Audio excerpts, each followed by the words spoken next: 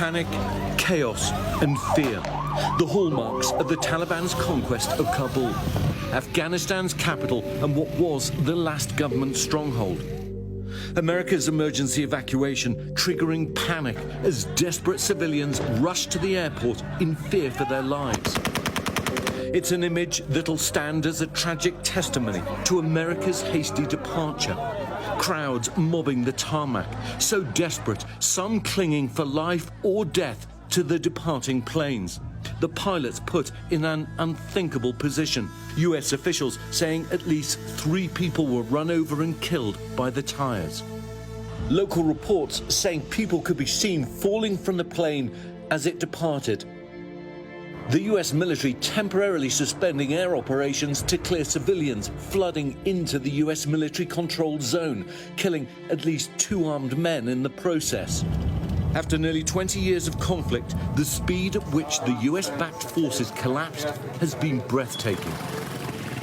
Afghan President Ashraf Ghani, one of the first to flee the country he vowed to protect, claiming in a Facebook post he wanted to save Kabul from bloodshed.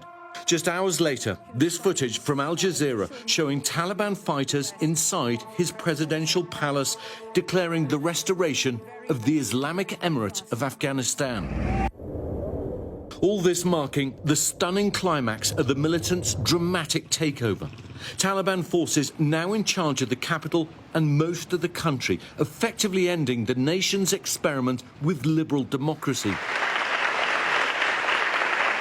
Thanks to our military and our allies and the brave fighters of Afghanistan, the Taliban regime is coming to an end. Former President Bush's words ring hollow as billowing smoke rises from the US Embassy, sensitive documents destroyed, helicopters ferrying staff from the country, an eerie echo of the fall of Saigon. This is manifestly not Saigon. The fact of the matter is this. We went to Afghanistan 20 years ago with one mission in mind, and that was to deal with the people who attacked us on 9/11. And that mission has been successful. The Biden administration defending the US withdrawal from the country, but clearly caught totally off guard by the Taliban's rapid advance. The US sending 6,000 troops to hasten the emergency evacuation of embassy staff and thousands of Afghans who worked for the US mission. Today, armed checkpoints dot the city. The Taliban reportedly stopping locals from reaching the airport now, only allowing the foreigners to pass.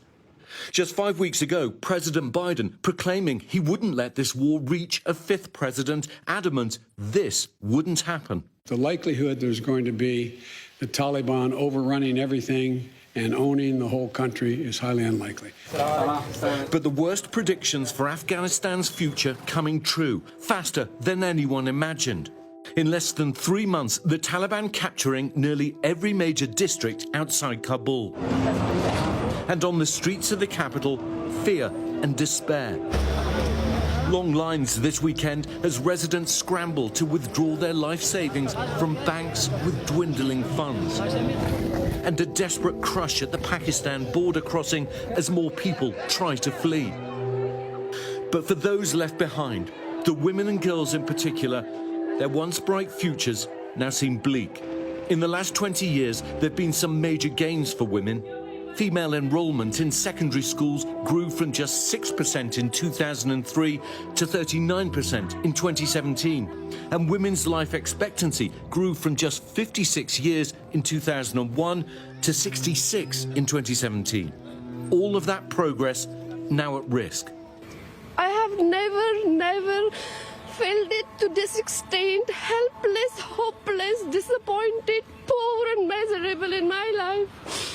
All our 20 years achievement maybe just go in blinks of few days. Reports already flooding in of retaliation against women.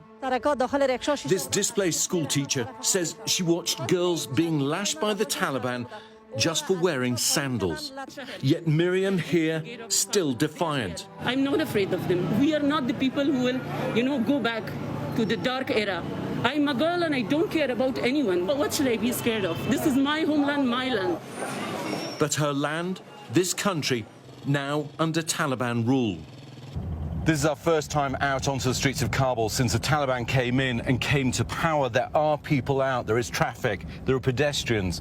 But noticeably, we've been driving for 5 minutes now and I haven't seen one woman out on the streets. We've just come to an empty shopping mall and what looks like an empty restaurant, but we've been told there's a Taliban commander here. He's ready to meet us and face some questions about what's happened. What is your message to the people of Afghanistan, to the women and girls who were worried, but also to the Americans who are now leaving? My message to them is that they should not be frightened of us. We are the sons of the same sword, brothers. My message to foreigners is they can see our history. They will not be able to beat us. This land will be standing free. Tonight, the streets eerily silent. A quiet desperation has taken hold as Afghans wait in fear to see what future awaits them. After 20 years of war, costing trillions of dollars and tens of thousands of lives, many are questioning tonight, what was this all for?